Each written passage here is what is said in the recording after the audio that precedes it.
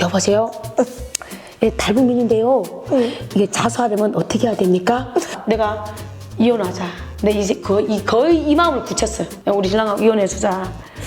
우리 아들이 장애인이라고 장애인 등록을 딱 하는 순간부터 가스비 할인해주지, 전기세 할인해주지, 교통비 무료지. 맞아.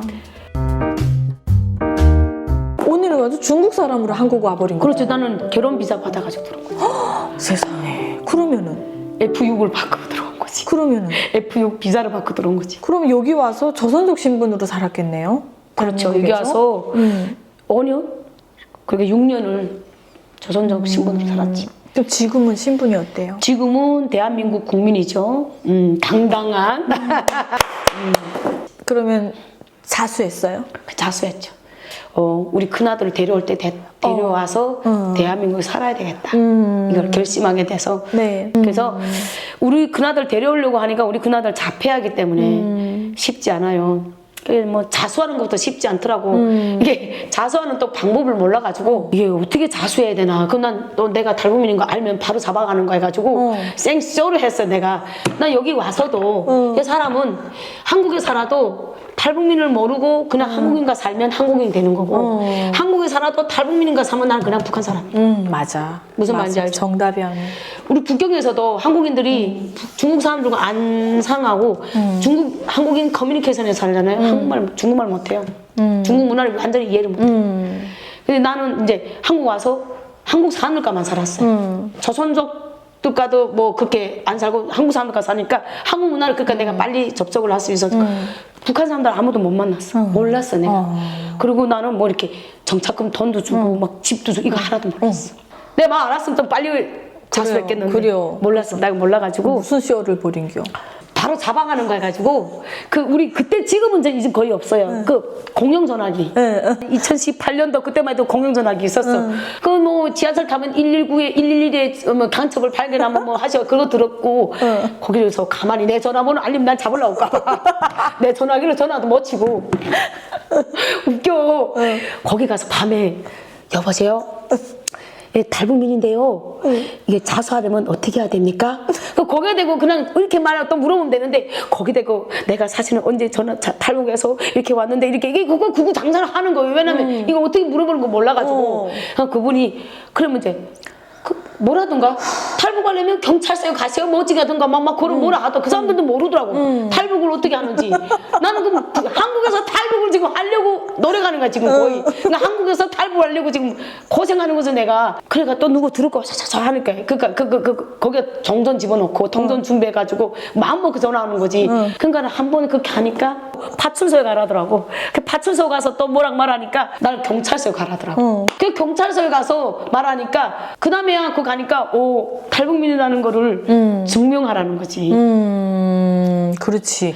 와서 도대체 탈북을 어떻게 하는가 하니까 그 경찰서에서 알려주더라고. 하나원은 3개월, 국정원 3개월, 이렇게 6개월이 있어야 된다는. 나는 내가 이렇게 한국인 이렇게 살고 했으니까 한 보름이나 일주일이면 내보내주겠지. 내 딴에 생각을 하고 간 거지. 네. 근데 난 그때 우리 아들이 있었거든. 이게 한국에 또 우리 그때 그 4살인가 5살짜리 조금 있었잖아. 어린이집 다니는 거.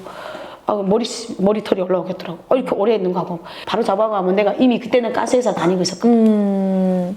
안 되겠더라고. 내가 대한민국에서는 살아가려면 신용이 제1이잖아요. 그렇죠. 신용. 회사를 나오려면 우리 가스회사는 무조건 인계인수가 중요해. 내가 나오려면 불로동 나오면 안 되잖아. 먼저 인계인수가 끝나야 나요. 나는 적어도 한 달이나 2달이나 시간이 있어야 돼.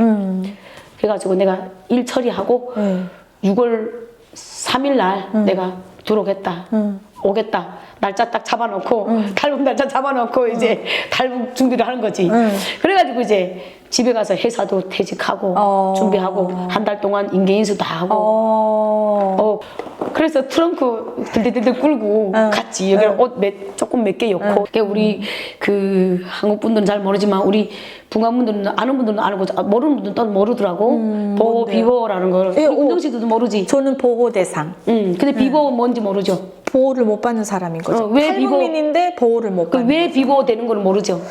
그게 이유가 있지 않을까요? 한국에서 살다 자수한 사람들 다 비보해. 우린 비보가 보호를 안 해주겠다는 거. 우리는 그러니까 탈북민이지만 보호를 안 해주겠다는 거. 그 거기에서 얘기해 주더라고. 경찰서가 돈도 주고 집도 준다고. 그 탈북민에 대한 혜택을 몰랐구나. 나 아무것도 몰랐어. 모를 수도 있지. 아무것도 몰랐어. 그래가지고 우리 어찌 보면 우리가 국가보안법에 접촉을 했구나 이 생각이 들더라고. 왜냐면 숨어 살았으니까 이거 괘씸죄에 걸리던 것 같아 내 생각에. 그래서 하나원에 왔어요. 나는 비보다 보니까 뭐 더 캘 거 없잖아요. 그러니까 이 임대 아파트 받으니까 내가 우리 아들을 바로 데려올 수 있었어. 아픈 아들은. 내가 왜냐면 우리 시집하고 같이 사니까 시집하고 아래옷집에서 그렇지. 내 집이 생기니까 9월 10일 날 집을 받아가지고 내가 3일 만에 이틀 만에 우리 아들 데려왔어. 역시 내 나라지? 그렇지. 그래가지고 당당해지니까 뭐 이제는 뭐 한국인이 됐겠다. 뭐 근데 그때까지만 해도 우리 아들 데려올 때까지만 해도 내가 한국 사람들이 계속 중국에 북경에 있을 때 한국이 복지가 잘 돼 있다 계속 그러더라고. 중국은 장애인 학교 이런 데가 잘 안 돼. 지금은 그전보다 나지만 우리 아들이 자랄 때까지만 해도 뭐 거의 뭐 0이나 갔지. 어디 가나 유치원에서 쫓겨나고 쫓겨나왔어.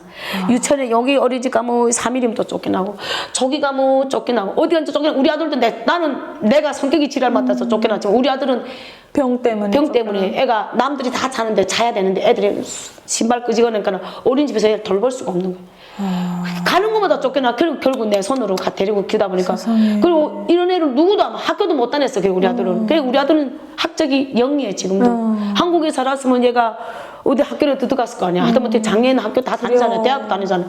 그래가지고 어찌 보면 내 탓이에요. 내가 그때 처음에 올 때 우리 아들 데리고 왔을 걸 내가 너무 우리 아들한테 혼나가지고 대한민국이가 좋다지만 복지가 그런 것까지 있는 건 내가 상상을 못했지. 그러니까 함부로 데리고 못했지. 내가 너무 우리 아들한테 화를 냈기 때문에 어떻게 내가 누구한테 구원받을 손 뻗칠 데가 없잖아요. 그럼 못 데려온 거지 내가. 내 마음은 사실 데려오기 쉽지 않지. 우리 주변에서 다 데려오지 말라 그랬어요. 근데 어떻게 안 데려오겠어? 그래 부모인데 새끼인데 그래요. 그게 데려왔는데 데려오면서도 나는 걱정이 머리가 이건 큰 거지. 그래서 거의 노래방 가서 2시간 동안 혼자서 그 장미령이 그 미운 사랑 있잖아요.